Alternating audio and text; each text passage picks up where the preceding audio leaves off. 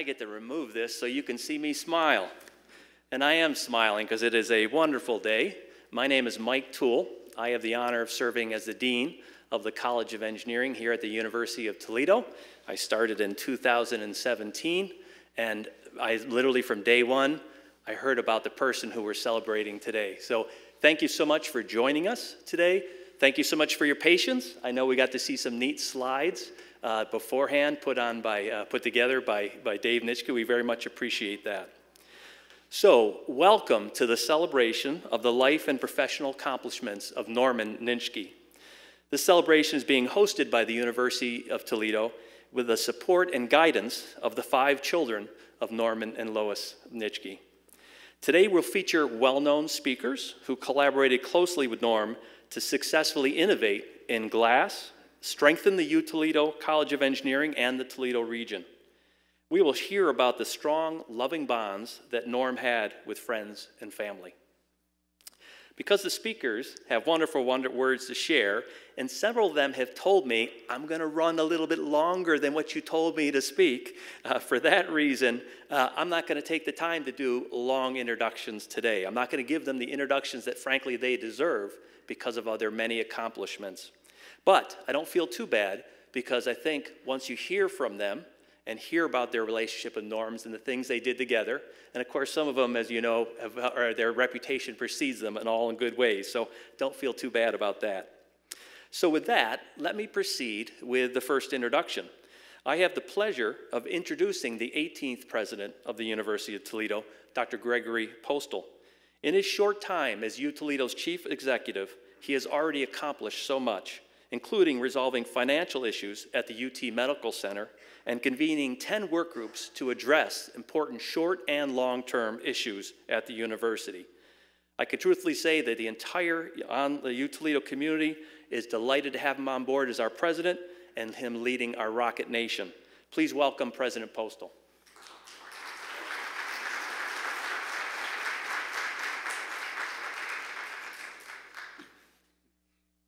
Thank you very much, Dean Toole, for the kind introduction and certainly for the invitation to attend today. On behalf of the University of Toledo, it's my sincere pleasure to welcome all of you here this afternoon for a really wonderful event. The coronavirus pandemic has certainly caused us to change our behavior and once again wear masks, but it has done nothing to dampen the spirit of this phenomenal university, and this is what allows us to bring together so many friends, alumni, and supporters in memory of Norm Nitschke and an opportunity to celebrate the naming of not only this auditorium, but the adjacent buildings. I never had the opportunity to meet him, unfortunately. I'm sad about that because his legacy lives on and his contributions to the College of Engineering were certainly profound. And the naming of this facility is very justified, and we're so happy to be able to celebrate that with his family and friends today. So as part of this celebration, it's my pleasure to introduce our first speaker today, and we have a very special guest with us. That's Congresswoman Marcy Kaptur, and she is Ohio's 9th District Congresswoman to the United States House of Representatives. She is the longest serving woman in the United States House of Representatives and one of the most senior members of the House overall. So a very senior, very distinguished member of the United States House of Representatives. Her educational accomplishments are impressive. She earned a bachelor's degree in history from the University of Wisconsin, then went to the University of Michigan just up the road for a master's degree in urban planning. She worked for about 15 years in both Toledo and Chicago, after which she had the chance to be a domestic policy advisor for President Jimmy Carter, is a name we haven't heard for a while, and so that was an outstanding opportunity for her to continue in her development as a community leader and as a politician. She went to MIT to earn a doctoral degree in urban planning, and at that point was recruited by the Lucas County Democratic Party to be a candidate for the United States House of Representatives, and has been serving in that capacity admirably over time. In recognition of that, she now serves as the first woman to chair the prestigious subcommittee on energy and water development, and also is a senior member of other House subcommittees, such as Defense and also the Justice Subcommittee, and so has an opportunity to weigh in a significant way on policy in the House from many different perspectives. She was recognized in 1993 by the University of Toledo and was awarded an honorary Doctor of Laws degree in recognition of her service not just to the university, but to the Northwest Ohio community in general.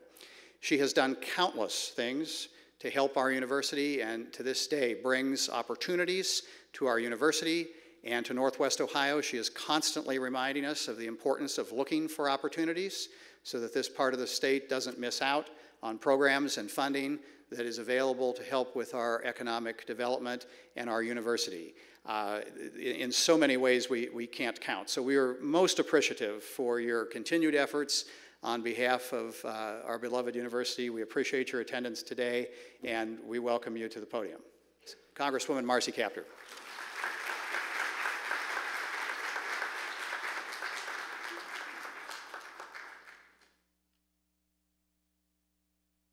Thank you, President Postal, very, very much, and we wish you a very good year, very good academic year, and for your adroit handling of the situation with the pandemic.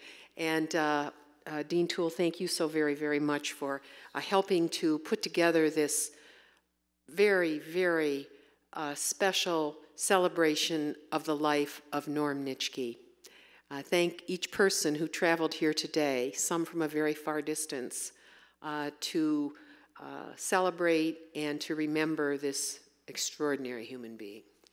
And I wanted to say that there are other speakers. I know that President Naganathan will be speaking in a moment, and Stan Jolin, who knew Norm from Glass Tech, and Bob Savage, who, like Norm, has donated his substance to this community and to this university his entire life. These individuals are very rare, very rare. So we're here to celebrate a real jewel today. And I was a few minutes late because I don't know if this was planned this way, but today I was part of a large group that dedicated a new addition to First Solar in Lake Township, which is south of Toledo in Wood County. Some of you know that. They anticipate they will hire up to 2,000 more people in the field of energy and solar energy. And I told this story, and I will tell it to you. About a week and a half ago, I was very privileged to go to the Plumbrook Research Station in Erie County, which I have represented for many years, to dedicate a special research wing in memory of Neil Armstrong, America's first astronaut from Ohio, to land on the moon and take the first step on the moon. Held at the John Glenn Research Center, of course, the first astronaut from Ohio, to circle the globe. America and the world have never been the same since. When you think about what they did and how we now look at the universe in a different way, because of what NASA has done for decades now to help us understand how fragile our Earth is, and to learn more about what our responsibilities to it must be, and how to solve some of the current challenges, including climate change, that affect everyone in the world. And America must take the leadership role there. And we are. First Solar is a part of that story. And there's a book written about Ohio fairly recently by a very great historian named David McCullough. And the book is called Pioneers. And it's about the original settlement of Ohio. And I've been thinking about that book, and I've been thinking about John Glenn and Neil Armstrong. And today, when I was allowed to make remarks at First Solar, I said, you know, I knew two other people who, in my view, are as important as John Glenn and Neil Armstrong. And those are Norm Nitschke and Dr. Harold McMaster. I had the great gift in my life of meeting both of them well over 40 years ago, but it was my first decade of service. And I had come, as President Postal said, I came into elected life. I didn't expect I would, but life takes turns. And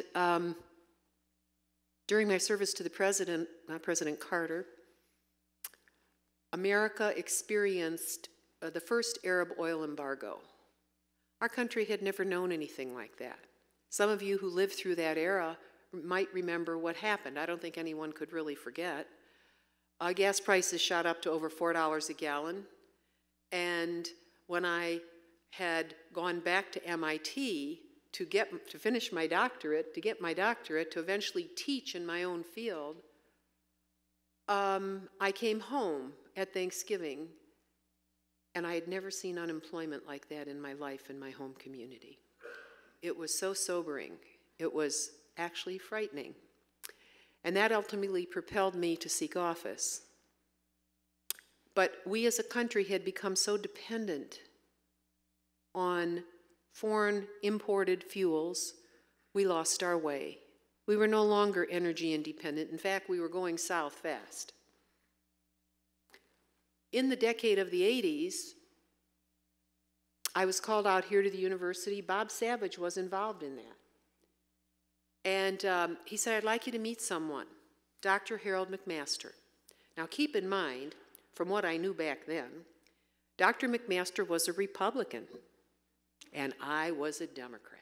Ooh, well, we start right there. And, but they brought me out here to the university, and they took me to a lab, which was very small, and Dr. McMaster tried to explain to me what he was doing. And he and Norman Nitschke were colleagues from, I can't even tell you when they started to be friends. But they were actually trying to figure out how to layer film in this, I remember, very shiny metal chamber, a vacuum chamber, and I didn't know what I was looking at.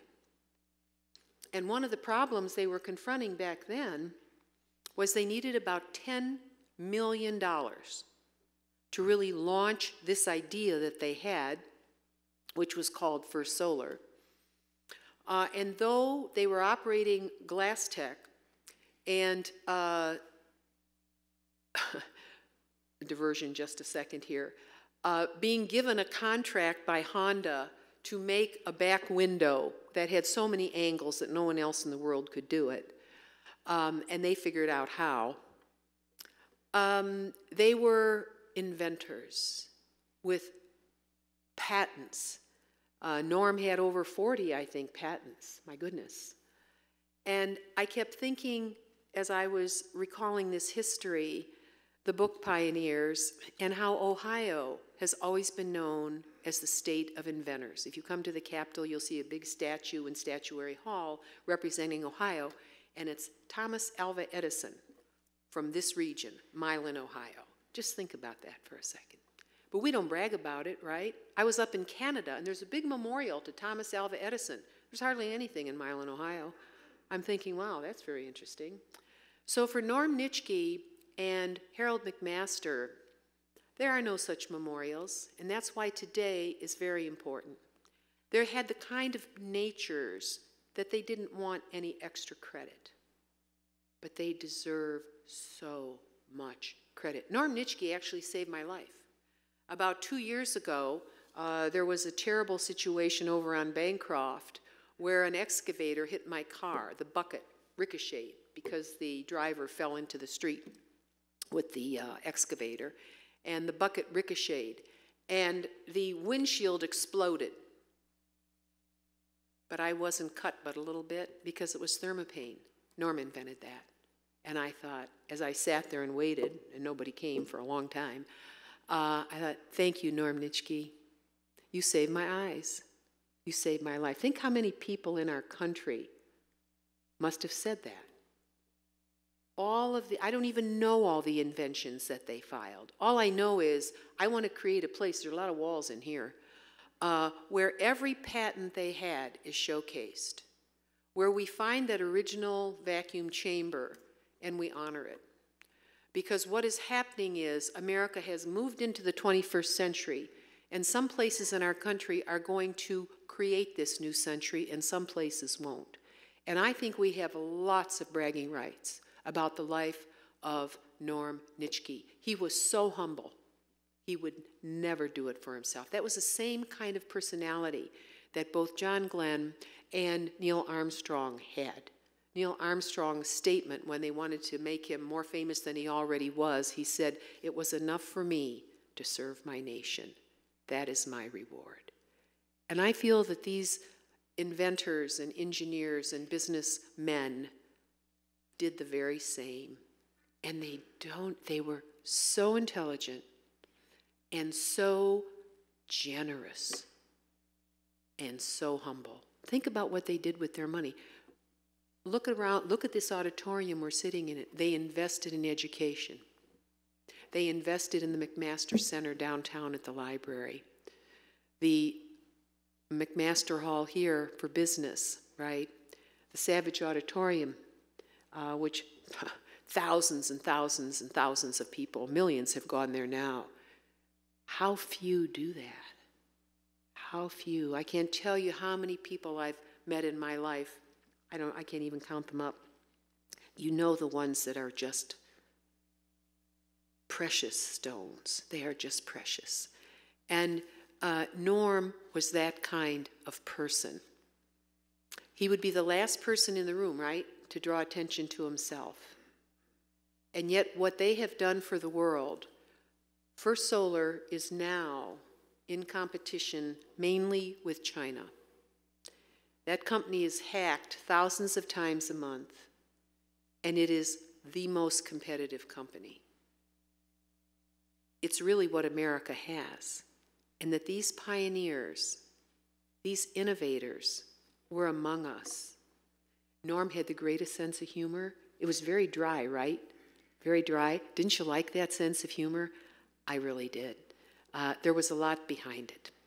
And he would be the kind of person any individual could go to for advice, So I've said this to others, but since President Postal is sitting here, I got to say this in front of him, okay? I don't think the university does a good job of advertising its successes. And for example, we have Westwood and Dorr right out here, and this is where First Solar was born.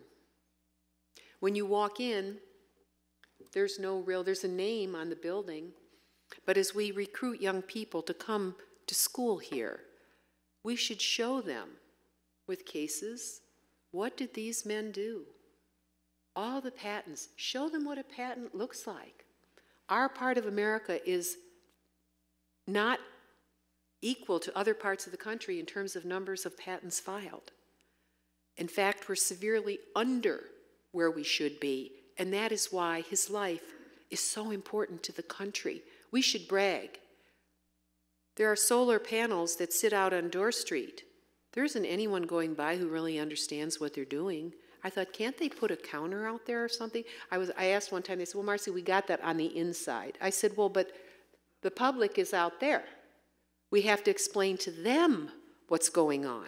I said the same thing to First Solar. Maybe they'll catch on, that they should talk to the university.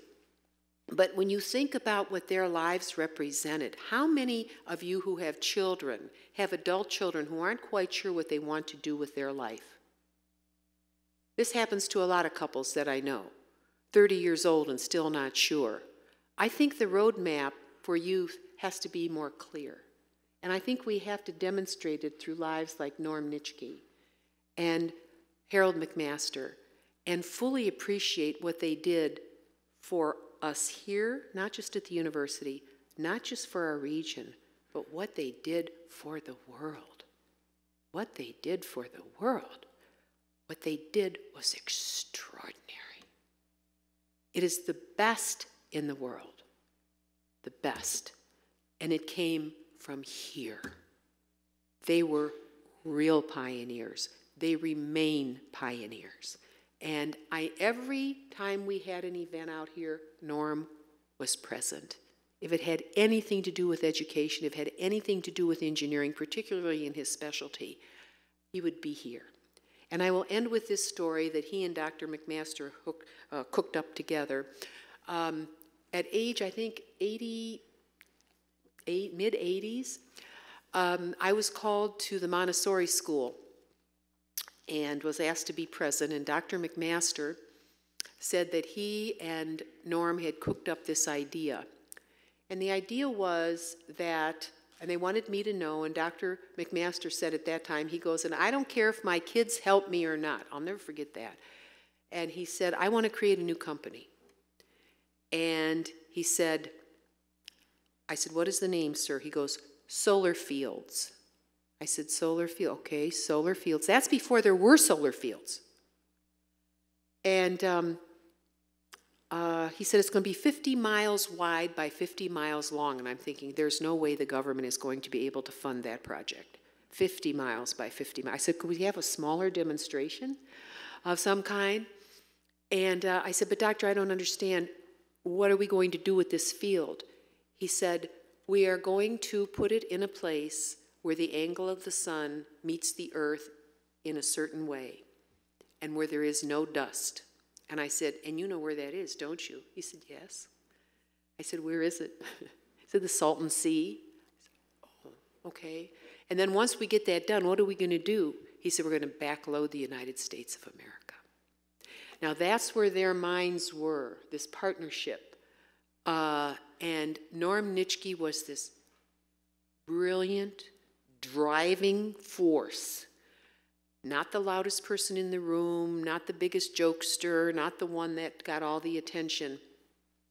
But what he did was the most significant for the country and the world. He deserves the recognition we are giving today, and I think more to come as the public begins to fully understand what happened here and to what purpose he devoted his life. Truly, though he lived the majority of his life in the 20th century, he's a pioneer for the 21st. Thank you. May God bless Norm Nitschke and his family. Thank you.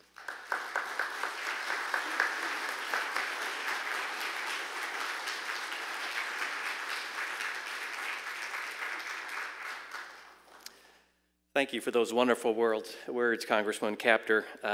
President Postal did a very nice job of introducing her, but I would go on and add myself.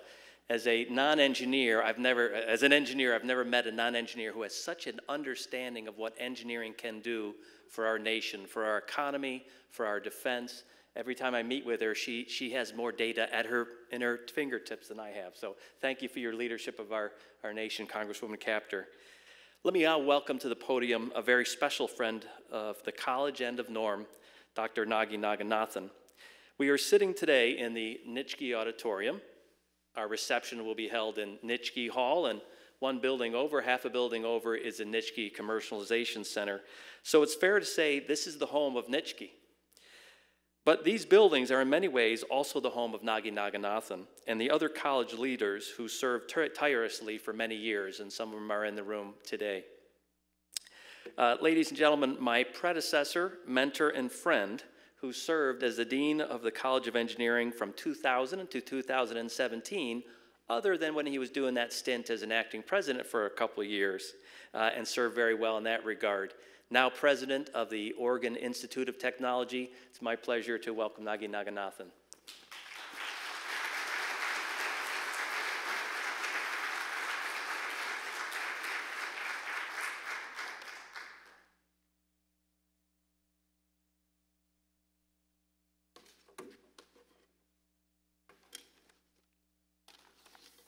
Good afternoon, everyone.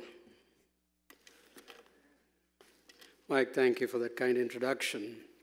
President Postel, Dean Toole, members of the Nitschke family, thank you for the invitation to be part of this very special occasion today. Congresswoman Kaptur, it is so wonderful to see you again, and it's an honor to share the platform with you. I have to start with a confession. For so many years, I feared this moment.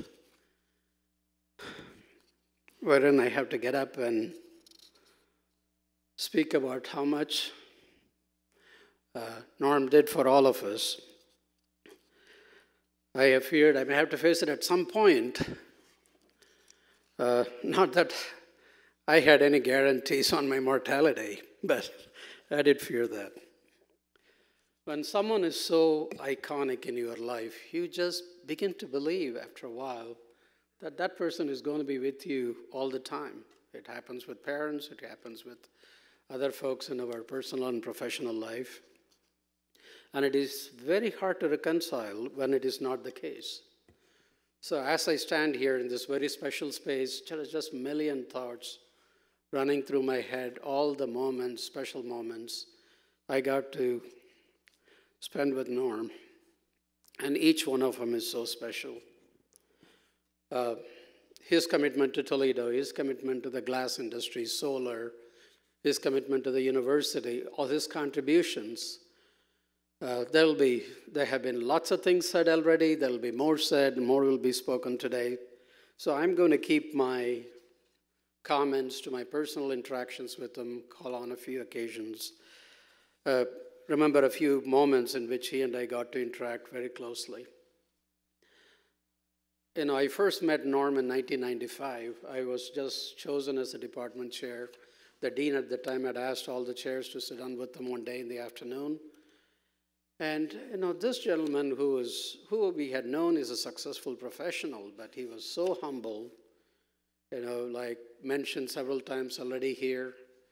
You can't tell the level of accomplishments he has already carried on by that time, and then you begin to understand what he has done. But I will say, as I got to know him more, his professional accomplishments had to take a second seat behind the person I got to know, what he got to do. You heard about his humility. You know, he was very understated, his dry humor. He never was splashy. He was just remarkable. Now, there are many in this audience I want to recognize. I saw Phil White here earlier today, and Linda, and many others in this space that helped to make those accomplishments possible, but he was always there. I see Steve LeBlanc, I see Brian Randolph, many others I can go on that were part of making that all happen. But Norm was always there in the background, encouraging and applauding college-setting stretch goals. A little did I know that when I met him in '95, it was going to become a 25-year partnership with a gentleman. I am the 9th child in my family, as some of you know. So I did not get to live many years with my parents when I was maybe, I don't remember, 22, 23. I came over to this nation, so I didn't get to spend much time with my parents, my father.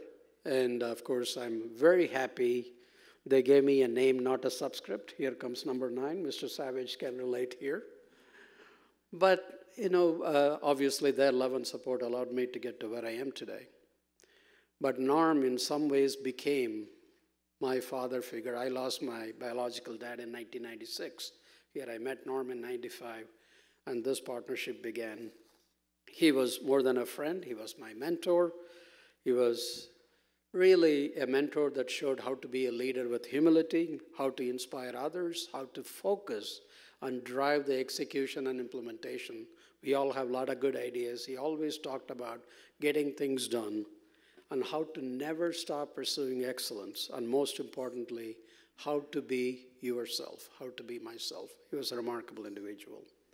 His intellect and curiosity, his innovation and entrepreneurship, drive to set stretch goals, but most importantly, the genuine joy and success, you know, the pleasure he had, the pride he had in the successes of the other people, whether it is within his family, his kids, grandkids, you know, as well as people outside the business, how others made the successes in the industries happen. Just remarkable. He got great, you know, he had great pride and joy in the successes of the people.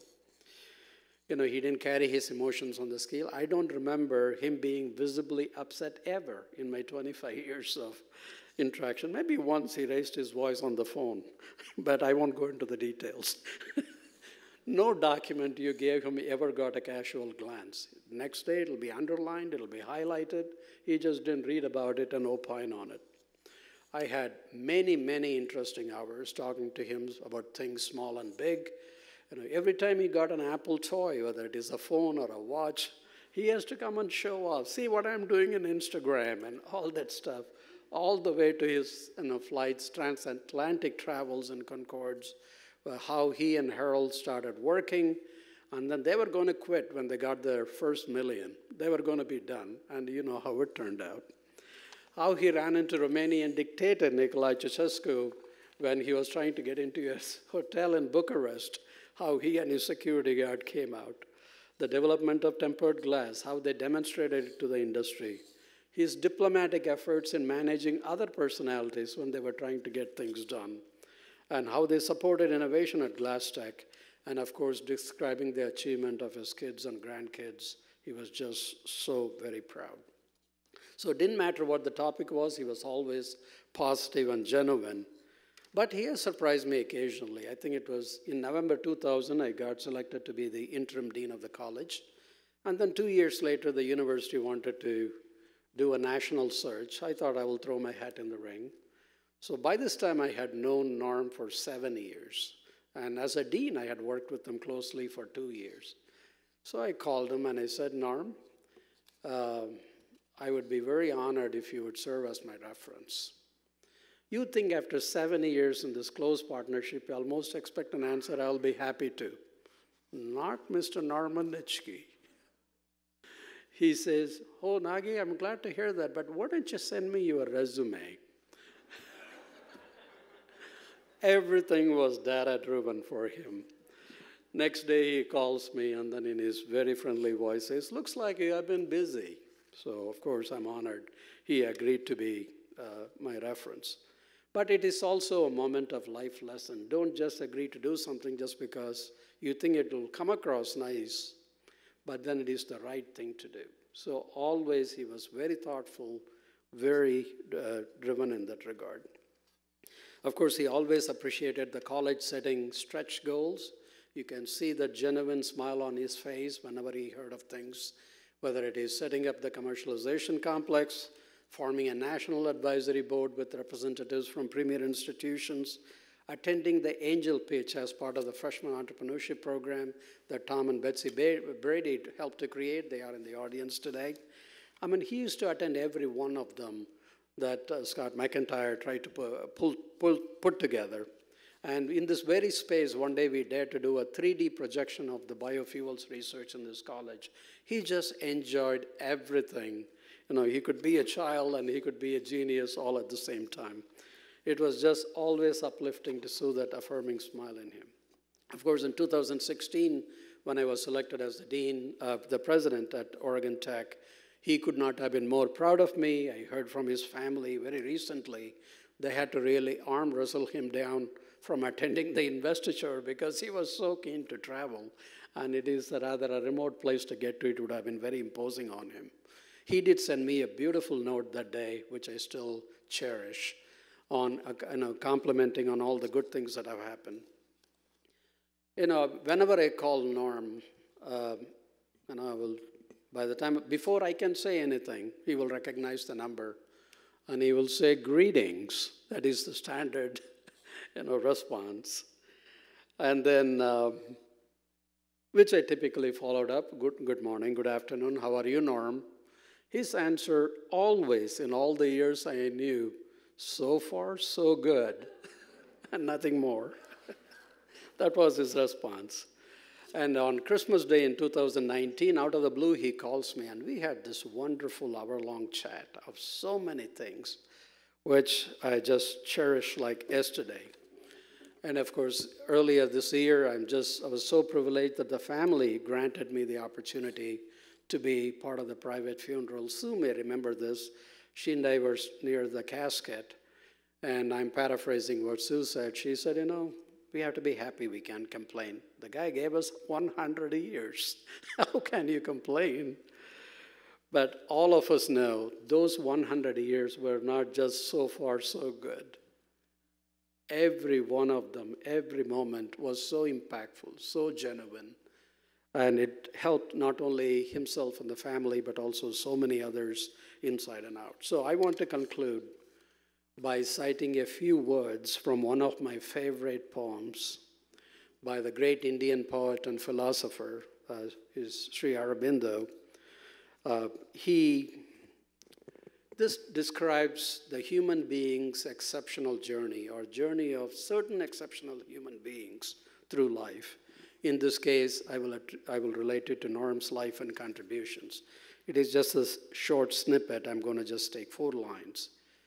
And it says, "There is a need within the soul of man. The splendors of the surface never sate. For life and mind and their glory and debate, or the slow prelude of a vaster theme." Norm demonstrated that soul that pursued excellence throughout his entire life. Nothing was half-baked, nothing was enough, always setting the bar in a different way.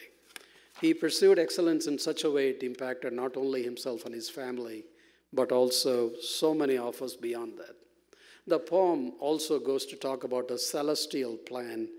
I believe it is a celestial plan for me that coming from thousands of miles away, I got to interact and learn and benefit from this wonderful gentleman for more than 25 years, for which I'm so grateful. Thank you again for the opportunity to be part of this special celebration today.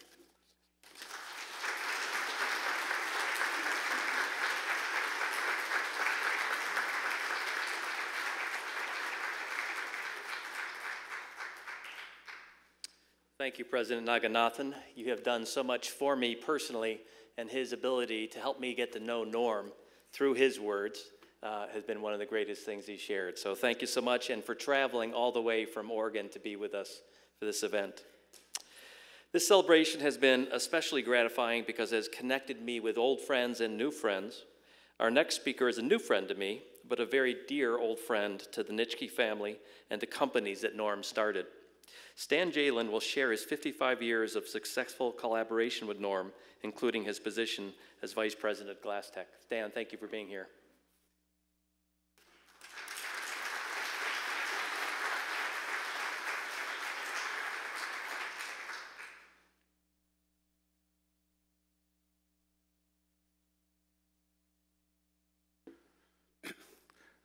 Thank you, Dean, for that introduction. And I'd like to offer my thanks to everyone at the university and the Nitschke family for allowing me to participate in this celebration today. I met Norm back in 1964 when I joined them at Permaglass. And even at that time, Norm was already an industry veteran. He had joined Harold McMaster at Permaglass in 1951, and he told me one time that was 3 years before they met. Harold and Norm actually met in 1948. The industry at that time was pretty much in its infancy, but there was quite a few companies that were trying to get into the tempering business and get a niche in the market. Norm recognized, and I think he was one of the first in the industry to do this, that the industry was going to need a single unified voice.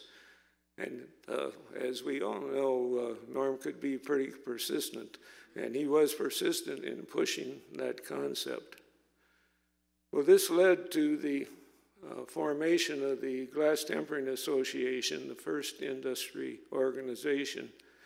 And of course, over the years, a lot of changes. The GTA became part of the Glass Association in North America, or GANA.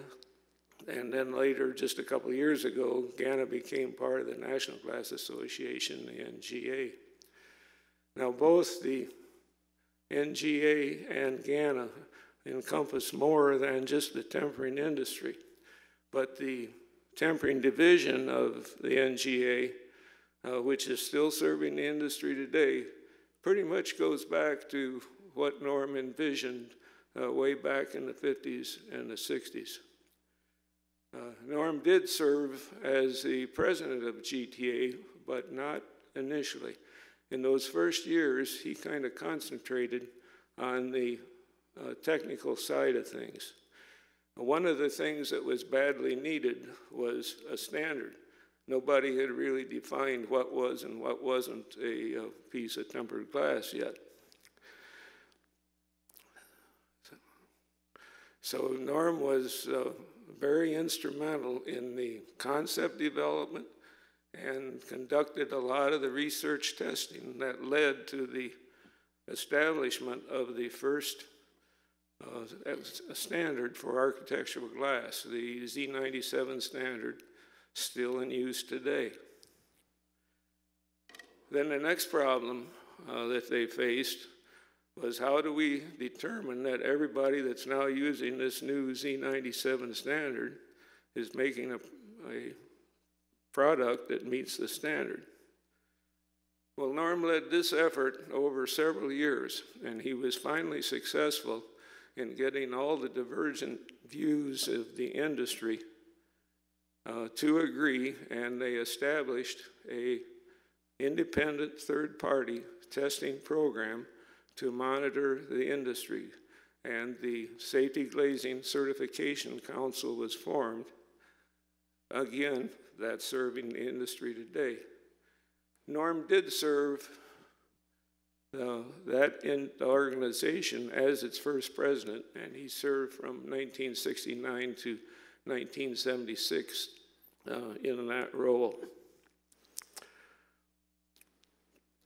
The industry today, of course, is a lot larger and a lot different than when Norm started, but the entire industry is better off today from Norm's foresight back in the 50s and 60s, and then his perseverance to pursue his vision for the industry. When Dean asked me to be on the program today, I told him in that first conversation, and you've heard this before from Congresswoman and Nagy, that the one word that fit Norm was calm. No matter the situation, how much stress or the urgency of the situation, he remained calm.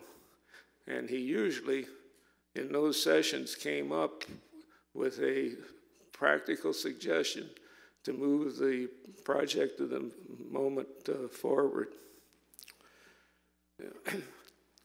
I vividly remember one time that Norm's calmness helped me when I was probably not as calm as I should have been. This was on a project that started to the day 50 years ago yesterday. And that was the first day that GlassTech opened the first office. And we started the design of the GlassTech #1 tempering system. Now, the object of that first project was to find out if this somewhat radical new concept of a ceramic roller hearth furnace with a friction drive could produce good quality tempered glass, and could it do it efficiently? Of course, when we started at GlassTech, we had no customers, no incoming cash flow. That's somewhat the definition of a stressful situation. Everybody on the small team that we had together that was building that first machine knew that this no-income situation could not go on. And we did everything possible to push that first operating date as close as we could to find out if this new concept was going to work.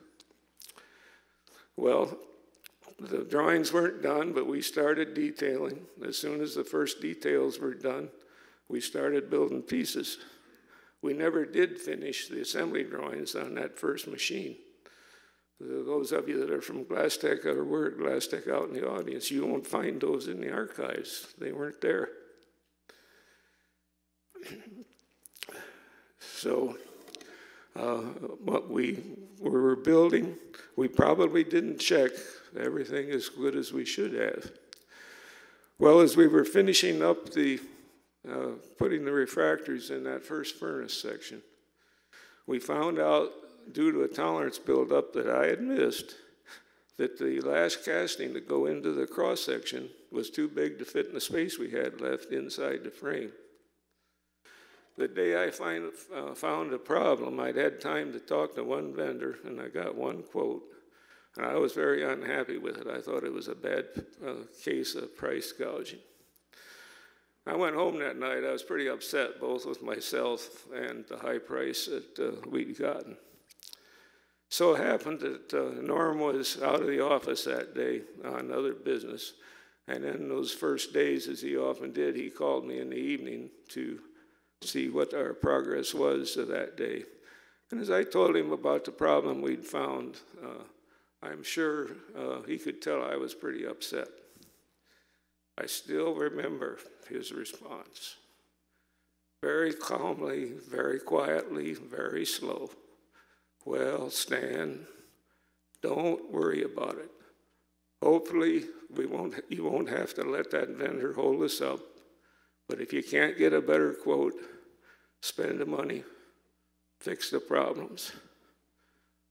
I agree with Nagy. I never heard him raise his voice, or never remember hearing him raise his voice in the 25 years that I worked with him. Norm had a knack of making a point with not many words and throwing a little bit of that dry humor in. I guess, excuse me a second, I guess it was about 15 years ago that we were having a lunch.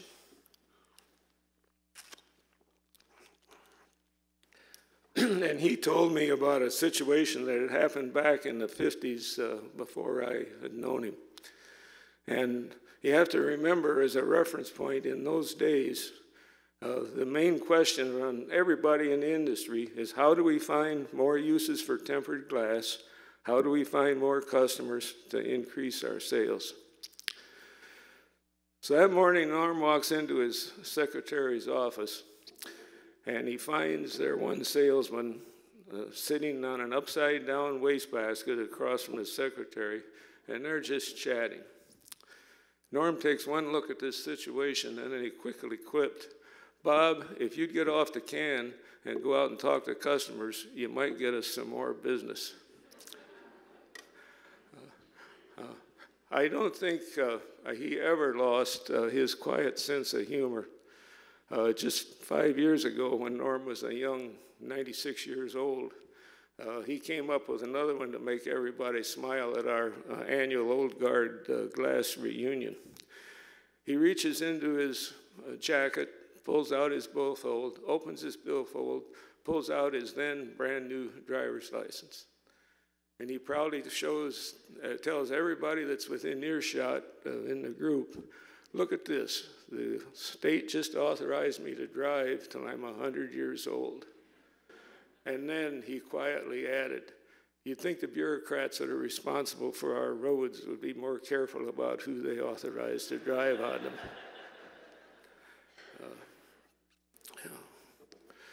Norm was always a great technical reference, and I often credit him with giving me my most embarrassing moment in the 25 years that I worked with him. I was overseas trying to run the thinnest glass we had made to that point on the widest machine that we had built to that point, and I was breaking a lot of glass. I talked to Norm that night on one of our update calls and was describing to him how the glass was breaking. And very quickly he comes back with, "Well, Stan, it sounds to me your problem is this." And as I remember my response, I literally took my free hand, hit myself on the side of the head, and I said, "Norm, I think you're right." I went back to the machine late that night, followed Norm's hunch. He was right, fixed the problem.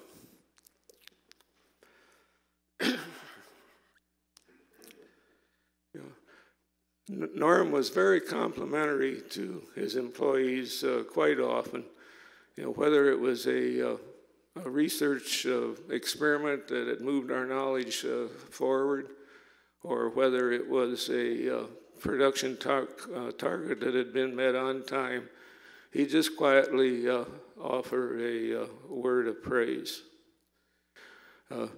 He also had a knack of using not very many words to put how the world works into focus. And to this day, I still quote him on some of his sayings. I think of all of his one-liners, I think my favorite is this one: the harder we worked, the luckier we got. And then this one: you can always trade your reputation for money, but you can never trade it back.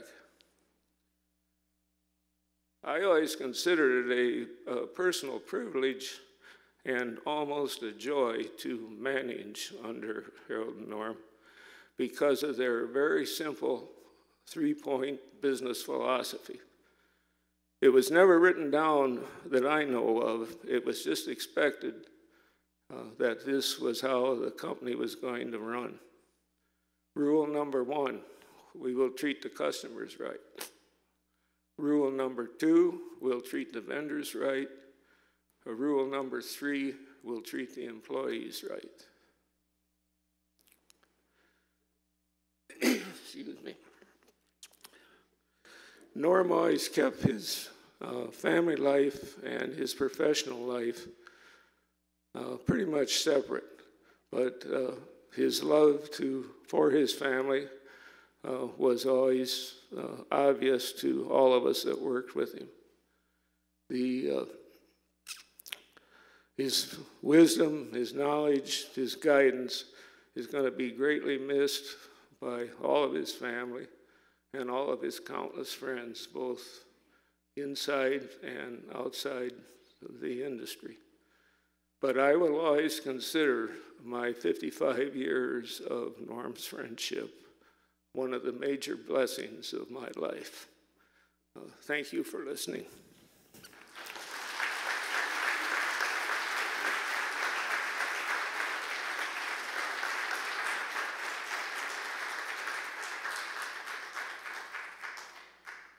Thank you, Stan, for sharing more wonderful memories. I got to tell you, Stan sent me a huge script. I mean, it went on for pages and pages, every single word, and I read it closely because I wanted to learn. And he just recited it to us word by word. I was very impressed without anything up here. So you can see all the technical details in his mind. So thank you, Stan. I welcome now to the podium another Toledo leader who needs no introduction, really, and that's Mr. Robert Savage, Bob. Many of you know that Bob and his brother John founded the highly successful firm Savage & Associates, and that the Savage name sits atop several key buildings here on the University of Toledo campus. But how many in the audience know that Bob is still the youngest ever elected member of the Toledo City Council? So part of my fun in preparing for the event has been reconnecting with Bob and hearing many of the stories. So thank you, Master Storyteller Bob Savage, and for accepting the family's invitation today.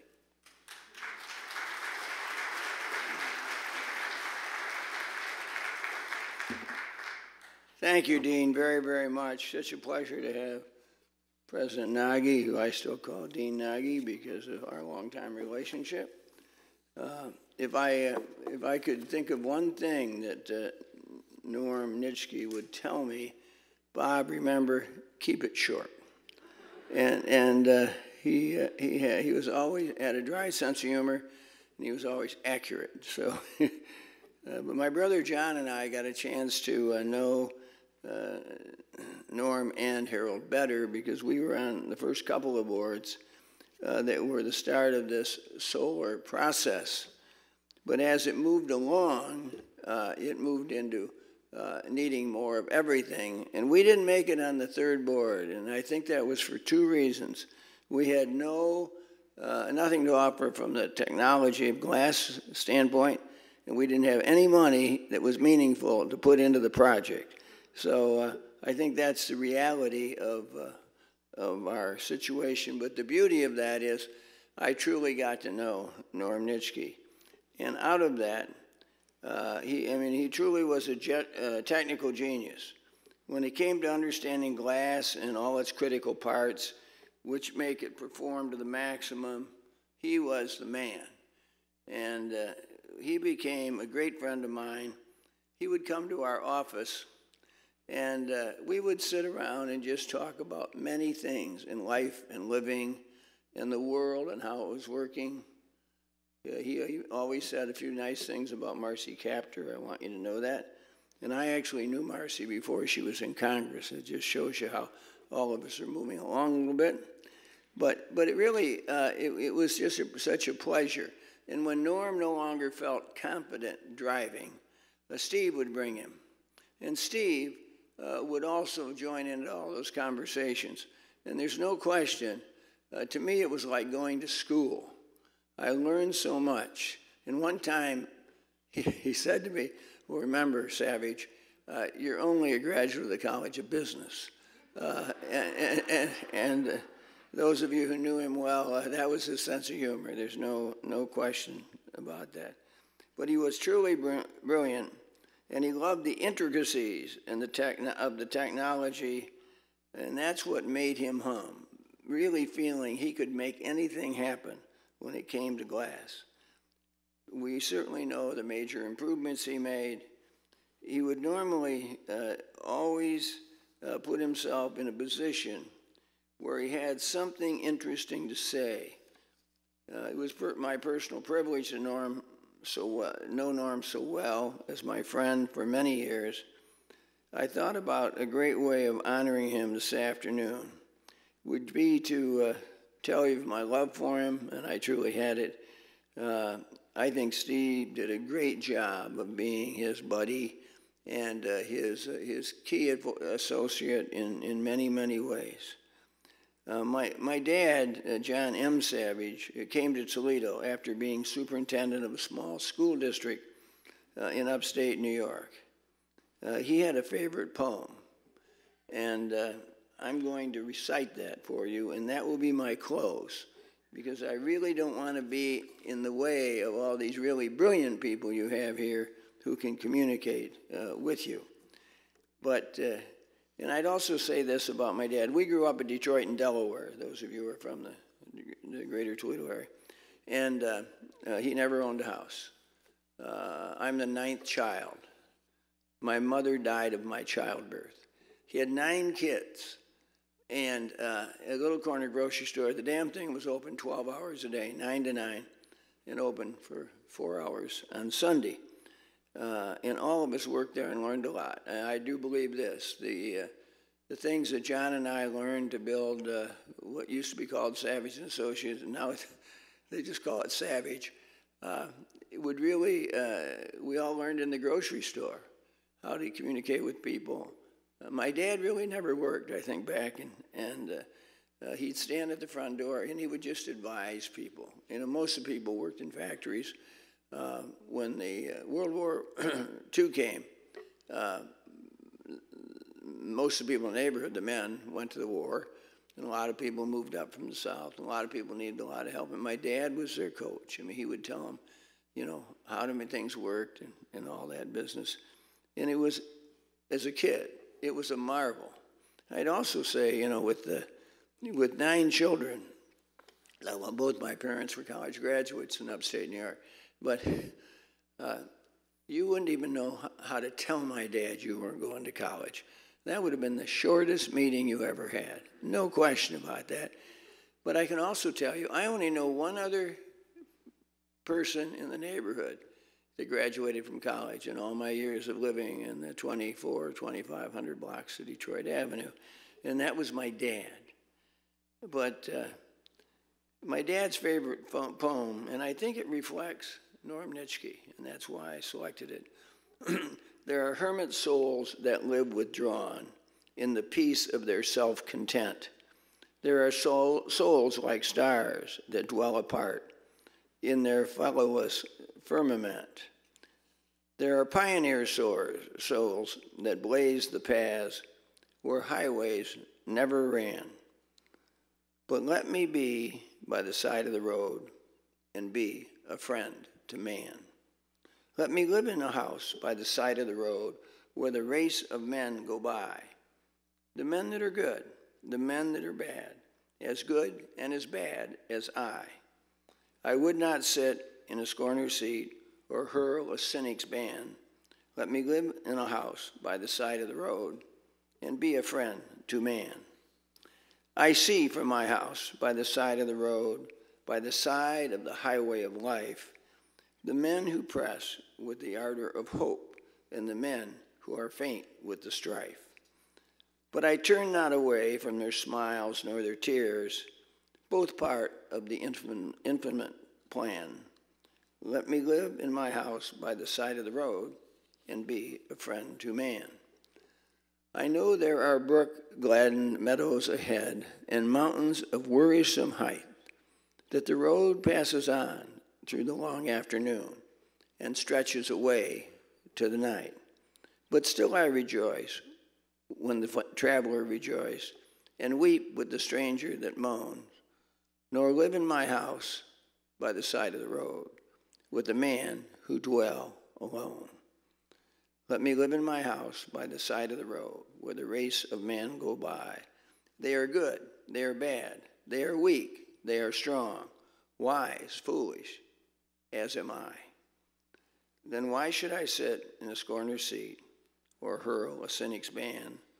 Let me live in the house by the side of the road and be a friend to man. Norman Nitschke was a great friend of mine. I know he was an outstanding friend for most of the people in this room. What a great honor all of us had to know him as a friend, and I think it's important to remember the fun he had, the wisdom he had, and the great advice he gave most of us. Thank you very much.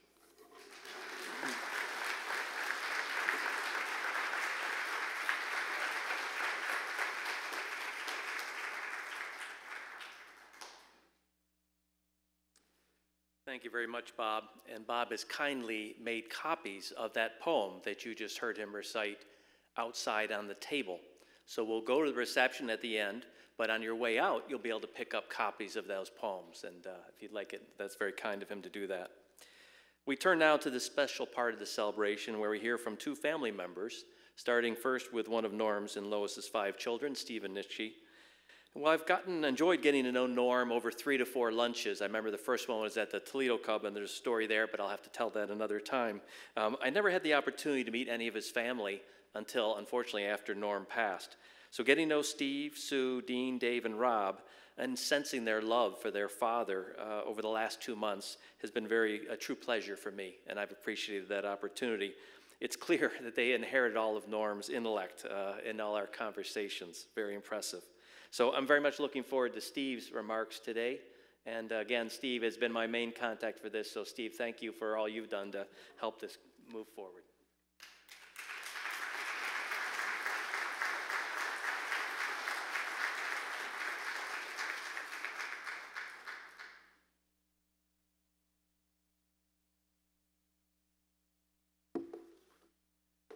Well, yeah, I will. Less fog. Thank you, Dean Toole and President Postal, for this opportunity to mark Dad's passage in the age of coronavirus. And thank you, Congresswoman Kaptur, Bob Savage, and Stan Yalen for finding the time and memories to help us celebrate today. It's fitting to celebrate here because Norman Nitschke was certainly an engineer by nearly every definition of engineering, except he never drove a train. Encyclopedia Britannica states the words engine and ingenious are derived from the same Latin root, ingenerare, which means to create. Another definition is the application of scientific principles to solve problems. Another says, engineers figure out how things work and find practical uses for scientific discoveries. That is Norman Nitschke. He was born in Mishawaka, Indiana in 1920. During the Great Depression, his father Bruno lost a job as a machinist at the Studebaker Automobile Company and eventually the family settled on the east side of Toledo. He graduated from Wade High School. He started business courses here, lived at McKinnon Hall, but he graduated from the University of Michigan with degrees in electrical engineering and engineering physics. He started work for the Sun Oil Company in 1945 and was assigned to the Sun Oil Research Department in Norwood, Pennsylvania. He met Lois Mandel working in the Sun Oil Laboratory here in Toledo.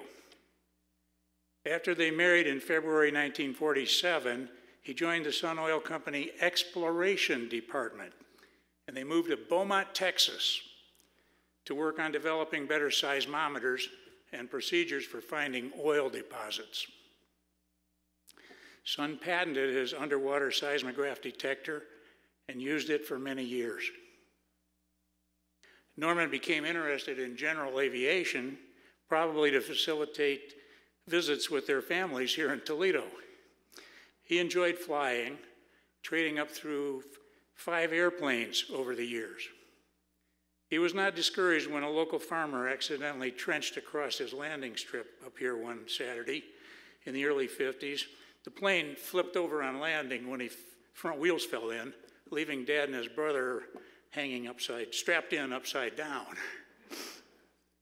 He was not even discouraged about aviation when some bad aviation gas led to a power failure shortly after takeoff once, and he barely got back down over the power wires.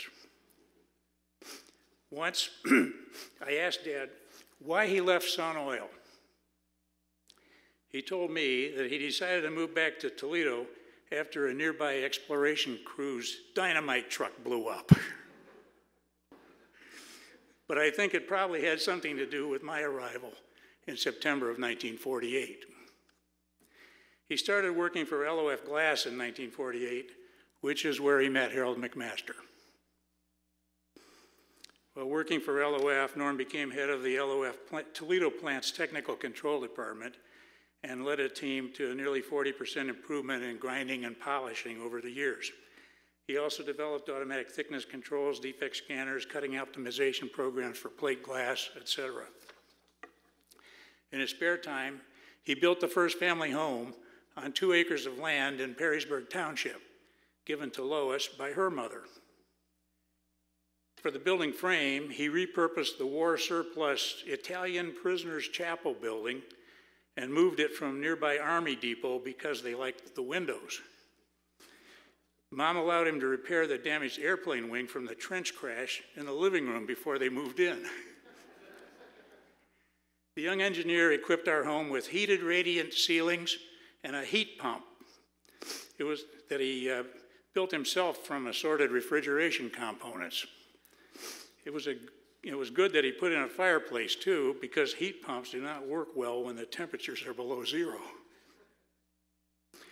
In 1951, Harold joined Harold at Permaglass as Vice President Engineering. Permaglass was about finding new customers for thermally strengthened glass. The first big product was a strong safety implosion plate for the front of big TV picture tubes. This was a safety necessity because of the huge vacuum behind the tube. At one point in the early 50s, Permaglass supplied 50% of the U.S. market for implosion plates. Another Permaglass focus was strengthened architectural glass for buildings. They became the first company to pass American Standards Institute tests for 7/32 automotive safety glass. They entered the automotive market at Chrysler, Studebaker, and American Motors in 1957, sold a patented furnace design to Ford Motor Company in 1958, and licensed technology to companies in Belgium, Japan, Mexico, and Venezuela. As Stan told you, Norman is well known for his work on the standards to guide the market development. He was active on the Z26 committee, in 1963, he became chairman of the American National Standards Committee, which wrote the architectural glass standard in use today by the Consumer Product Safety Commission. Injury from broken door glass was a leading cause of accidental death. And Norman worked with the Architectural Aluminum Manufacturers Association to make safety glass mandatory in screen doors and patio doors. He served as the first president of the Safety Glazing Certification Council, which enforces this. In August 1963, Permaglass started up a very innovative and productive air float automotive side window bending and tempering system in their new plant in Millbury, Ohio. It turned out that Pittsburgh Plate Glass Company had also been working on air float. A legal discussion followed with a happy end result that PPG cross-licensed the airfloat technology with Permaglass. Permaglass and PPG sold systems under this agreement to Ford Motor Company, Chrysler, Saint-Gobain in France, and other major manufacturers in Europe and Japan. In 1967, Permaglass also built a rear window system using this technology, which made the popular Plymouth Satellite design of '67 a big success for Chrysler. The Permaglass years were busy and productive, but Dad also found time to guide his growing family at dinner most evenings. By example, he inspired all 5 of his children to study engineering.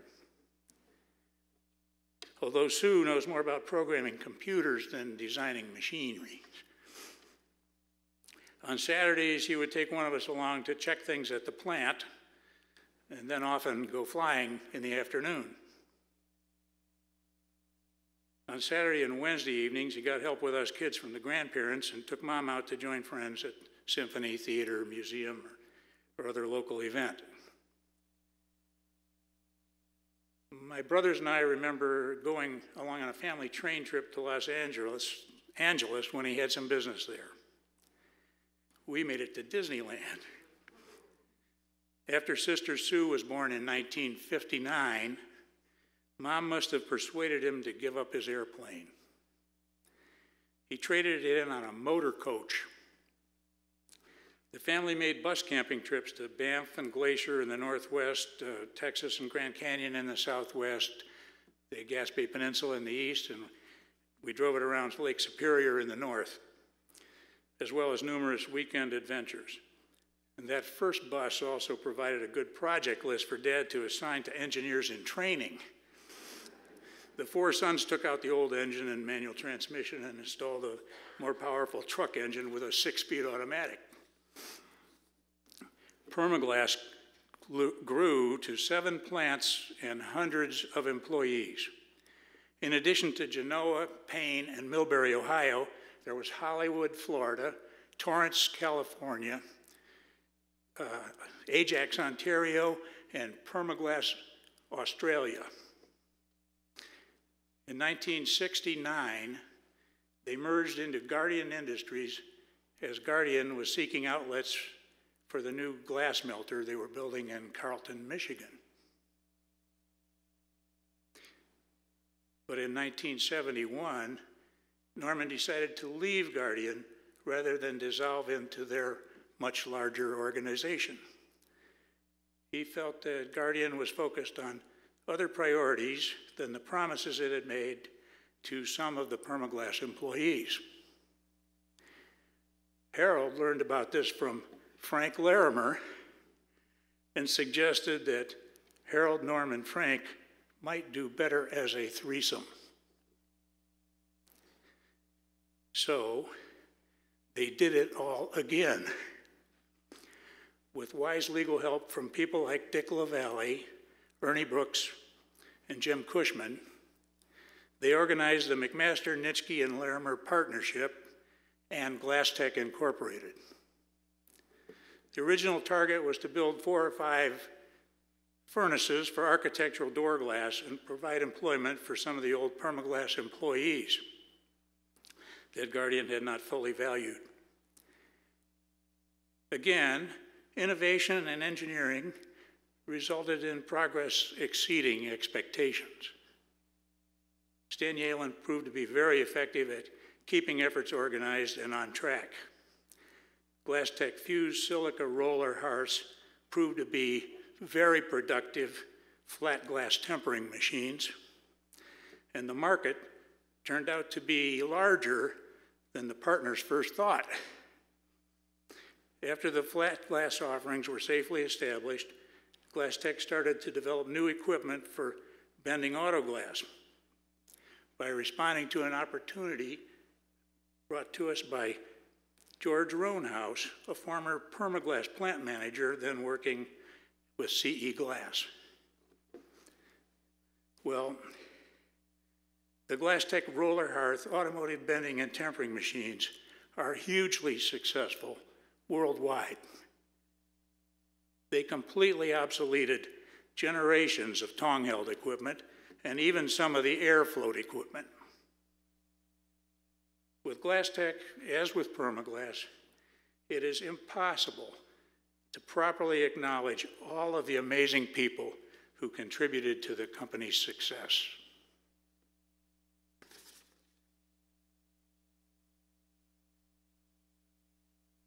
Norman also contributed to the quest for practical solar energy. In 1987, Harold and Norman founded Solar Cells, Inc. to manufacture thin film solar panels. In 1989, they determined that cadmium telluride would be better than amorphous silicon and redirected the development efforts. In 1993, Norman retired from full-time work to help Mom in her fight with cancer.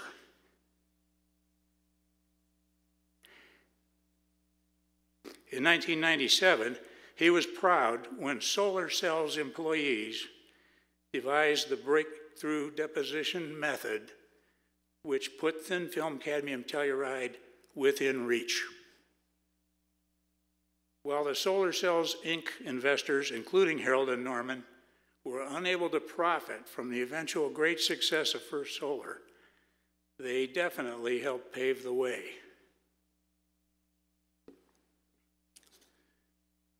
Mom died in 1994. Dad found a great friend in Virginia, Clifford. She is at her family cabin in Wisconsin this summer, but I want to acknowledge his appreciation for her friendship over several more decades of observing life in their families, the city, and the world. Sue's son, Jesse Olette, his youngest grandson, was born after Mom died. He's a mechanical engineering graduate of Michigan State University. Jesse, please share how you remember Norman Nitschke.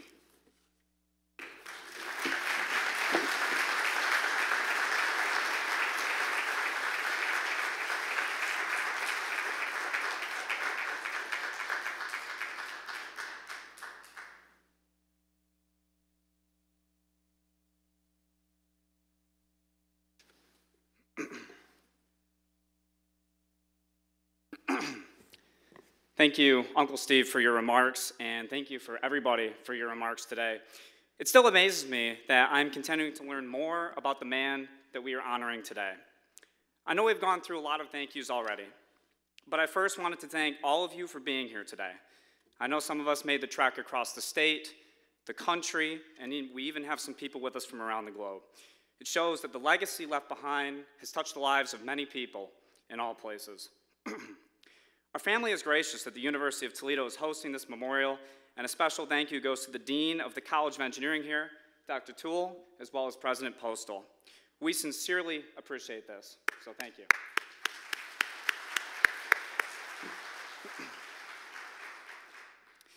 The last time I saw most of you, it was half a year ago, on a snowy winter day at Zora Lutheran Church. It was a time of mourning as we remembered the long and full life of a man who had just left this earth. It was a difficult time for all of us. When a person exists in life for as long as Norman, you get so used to having that person in your life that it is difficult to live life without them. Indeed, he was here so long that instead of going to the doctor's office for checkups, he was seeing an archaeologist. Today is a different day, though. Although there is still sorrow, there will always be. Today is a celebration of the life of Norman C. Nitschke, a celebration that encompasses over 100 years of life. We've had several speakers today who have said a lot of what needs to be said.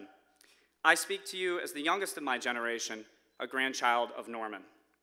I got to spend 25 years with my grandpa. I also met him in 1995, but my memory doesn't go back that far. I was incredibly blessed, fortunate, inspired. I became a wittier, and I became a better overall person. He was a man that I idolized and talked about a lot with my friends, to the point where people from all walks of my life knew who he was. I had a friend that attended college here in the last decade, within the College of Engineering. Before he even got here, he knew who Grandpa Nitsch was. That is the shorthand version I've used when talking to my friends. When he finally arrived here and saw the name Nitschke on a few buildings, he asked me if that was the name of the same guy that I had talked about for years prior. A guy that was in his 90s at the time, still driving a car, living independently, and full of life. I told him, absolutely. I think that's the moment that my friend put it together, that my grandpa was not just an ordinary 90-something-year-old, but someone who was quite special and unique. In his passing, that friend reached out to me and said this: "Sorry to hear about Grandpa Nitsch. His work and generosity definitely made life better." And that is true. Grandpa Nitsch's extreme generosity made his experience possible here, as well as many other experiences. He gave back so much when he didn't have to, within his family and beyond. But there's another point to be made here about Norman within my friend's simple message. Not only was it his generosity that improved the quality of life for people, but also his work. Steve mentioned that with the late Harold McMaster, they pioneered glass tempering technology in both the automotive and architectural realms. This brought safe tempered glass to the everyday citizen, saving lives all over the globe. When we talk about engineers, there is a common goal, which is the objective of making the world a better and safer place. I can easily conclude that he achieved this goal many times over. And then there's the realization from my friend that this was not an ordinary guy. Indeed, Norman was a special guy. This is the main theme I championed 6 months ago, and I want to repeat those words again as we have new ears here. A lot of parents tell their kids that they are special, and this is indeed true. Every child formed onto this earth is equipped with a unique set of talents, abilities, and a potential that is developed and explored throughout their lives. Some parents tell this to their kids too often, while other kids wish their parents would tell them this more often. But how often do we hear the kids telling their parents that they are special? I think parents can attest it is not something that you hear from them very often. Despite the struggles that our parents go through in raising us, whether it be putting food on the table or resolving arguments between their children, to the amount of times we drag our feet when they are trying to get us to do something, to the encouragement and support they provide when we are discovering our talents and abilities. Our parents are also uniquely special. It is not that kids don't feel that way about their parents. I do not speak for everybody. But that gratitude and appreciation we have is just not at the top of the list of conversation topics. In our case, a daughter got to tell her father that he was a special guy 6 months ago, one last time. It is a simple, truthful way to describe this man, and to me, is the best characterization to date. Our special guy is also a centenarian. In 2020, he became part of a group that less than 0.03% of Americans make it to. A birthday in which some of us got to celebrate with him in an outdoor, socially distanced, masked up setting. And we thought he had seen it all already. Turning back the clock 100 years, he's been a first-hand witness to many of the major events in the 20th century and has been right at our side, or at least a FaceTime call away, through the 21st century. Let's put ourselves in his shoes. Here's a guy who grew up sending messages using Morse code and leaves us using an iPhone. There was no internet, the Model T was the dominant car, there was no sound in movies. And I'll tell you this, Grandpa had an incredible grasp on technology for a guy who had his first Thanksgiving with the Pilgrims. I apologize if my historical timeline is a little off. My diploma is not from U of T. I think Grandpa's interest in the latest and greatest things, that curious mindset to try and figure out how the way things work, is one of the many great assets that we lost on February 14th. It is a characteristic that kept him young in the mind and one that contributed to his aforementioned success as an engineer. Spending time with my grandpa and hearing the many stories about him when I was growing up, including the ones that he would share himself, and still more today, it ultimately inspired me to be in the same field 3/4 of a century later. And I'm not alone. There are 5 other engineers in the generation prior to mine. In my exploration of that field and the many other activities that I did in exploring my own talents, Grandpa was always interested in what I was doing. Showed up to my graduations, he attended musicals that I was performed in, and he was always interested in any projects that I was working on, especially ones with Uncle Dave. The most impressive part to me was that he kept up with all of it, and he would be supportive wherever he could. I have one example of this that I'd like to share. 4 years ago, I was down in the sweltering Texas sun working with my college solar car racing team as part of the American Solar Challenge. Although the trip and project itself was full of massive hurdles, we did have limited success towards the end of the challenge. The same day that the vehicle made it onto the track, Grandpa called to congratulate me and my team. Although I didn't see the phone ringing at the time, he left a voicemail. He's one of the few people who would leave voicemails instead of sending a text. It meant a lot that he reached out to show his support. Beyond myself, he always knew what everybody was up to, family or friends. People would tell him during visits, or he would just inquire directly with specific questions. And that was even at 99. People would also send him pictures. He absolutely loved pictures. If there was one thing that Norman loved more than the watch on his wrist, it was pictures of his family and friends. Pictures from the holidays together, pictures from the various vacations people were on, and even just pictures from day-to-day life. When I would visit him, he could update me on anyone. Sometimes we would sit there for hours together going through pictures on his iPad. But in hindsight, it was not about the pictures themselves, but it was Grandpa being proud of his family and wanting to tell somebody about it. The emphasis on family that he had cannot go unmentioned, and it is important that we remember that. In our own lives, we can continue that legacy, especially in trying times like these. Stick together, make the extra effort to reach out, and visit in person when you can.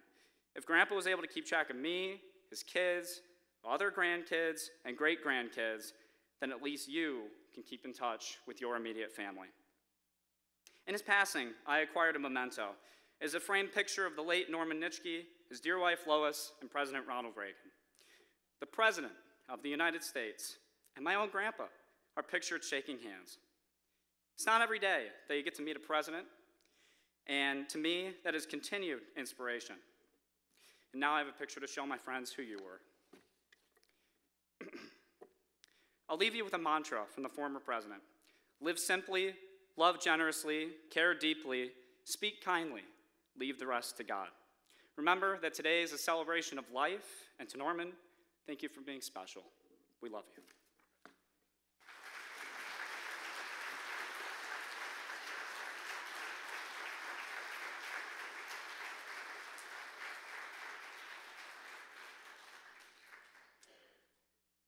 We close out, thank you so much, Jesse. We close out our celebration today with a special treat. We'll see a 6-minute video compilation of interviews of Norm, so we'll hear from him in his own words, and this compilation was kindly put together through many hours, I can attest to that, of Mr. Scott McIntyre, Norm's grandson-in-law and U Toledo's former Director of Student Entrepreneurship and Engagement. So, roll video.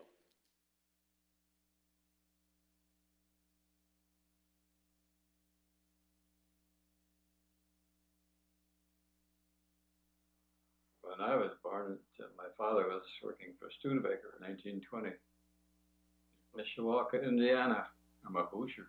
Riding my bicycle for paper routes so I could have a little spare change. My first car when I was 13, 14 years old for $5. And I took it apart, put it back together. It was a 1923 Chevrolet that I thought I could just lower the frame under the axle instead of on top. That gave me a fancy race car. Yeah. First paying job, parking cars was a paying job. We made 25 cents an hour. The next one was with the Sun Oil Company that raised me to 64 cents an hour. That was a great improvement. friends were going off to college when I thought, well, I think I'd do that too. So I moved across town to McKinnon Hall at the University of Toledo, and I was one of the first students there. I got a great reputation for coming to the early morning classes on time because at 7 o'clock the carpenters came around with their hammers. And you couldn't sleep anyhow, so that's what I did. I decided to go into electrical engineering, and then about that time, this is 1939 and 40, getting into the war, and they pulled me out of line. It looks like you have an electronics background, and we finally graduated electrical engineering. I did get my orders now, but again, they took me out of line and said, looks like you've got some background in physics and spectroscopy. My first assignment was back to Sun Oil Company in Toledo, Ohio, where I had been working all the time anyway. They were getting people from everywhere that they could to work in the labs. That's where I met Lois. Lois and I were talking back and forth, and I was going from the East Coast back to Ohio about every week or every other week. Well, usually I'd fly my own airplane. If I came by airline, it was in the DC-3 days. The time we left, decided to come back up to Ohio, I had maps of the oil possibilities throughout the coast of Texas on the Gulf. Should have kept those. Might have done something with it. We went to a bridge party one night. Everybody asked, what do you do? And I told him about what I was doing at Sun Oil Company. And he said he was working for Harold McMaster at Ambulance Ford. He says, you know, we've got a special team. Could you come in and talk to Harold McMaster in the morning? Sure.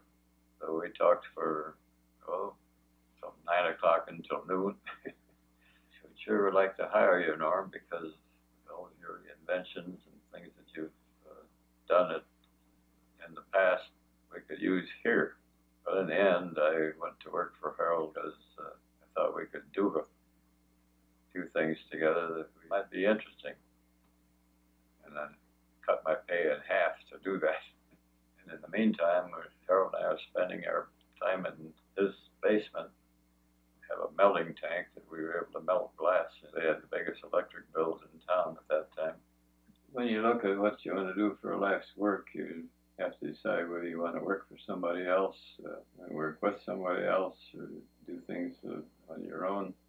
And when it came to me, I thought, well, I think I'd rather do it whatever I can do myself and not depend upon others all the time for things like salary increases. London one time went with Alistair Pilkington, and I had called Alistair to see if we couldn't get a license to build a float plant. We were starting to think about building a different way of making glass.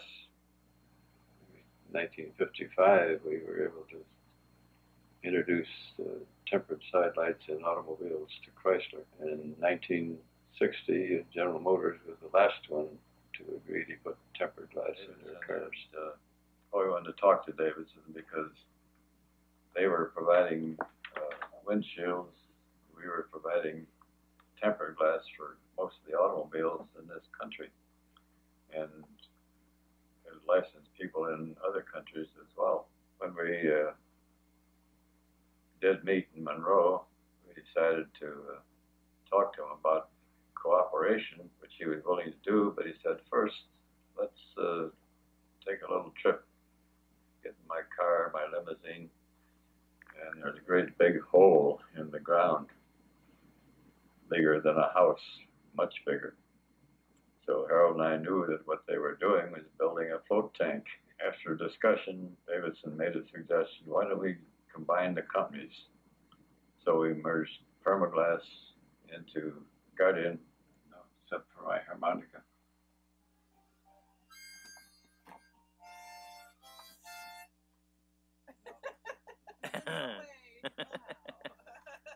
You do it. You were doing so good, Lake. We need to hear you play it again.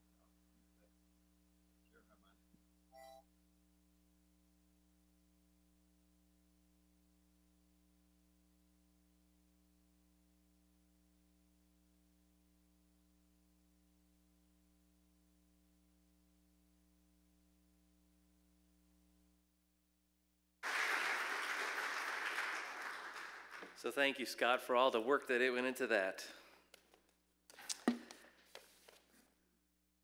So let me close this portion of the celebration by giving some sincere thank yous. First of all, thank you all yourself for showing up today. We appreciate it, and wearing these masks and all that. We do appreciate it very much. I want to thank certainly our speakers, who are wonderful speakers, and if I say thank you again for them.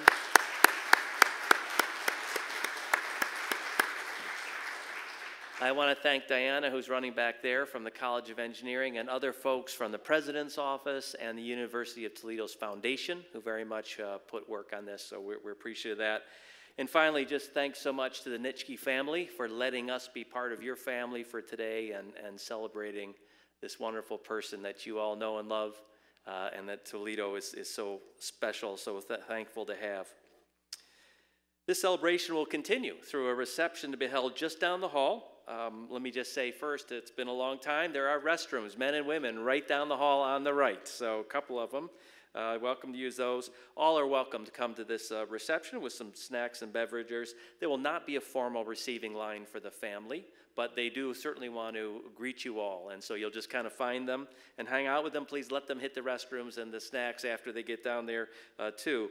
But the family will remain, if I may ask, in the auditorium. We'll do a quick picture with the photographers, and then they'll head on down. And speakers, please, if you could remain as well. When you do leave the reception, ask you to stop by those same tables. So they're empty right now, but where you got your name tag, we're going to have little popcorn goodies, blue and gold popcorn, and the poems that Bob Savage recited. And if you want to drop off your name tags, we'll recycle the plastic too. So for that, I think the logistics are over. I want to say thank you again for showing up today. What a wonderful day. And let's continue the celebration. Lots of good conversations and memories of Norm and of this region. Thank you very much.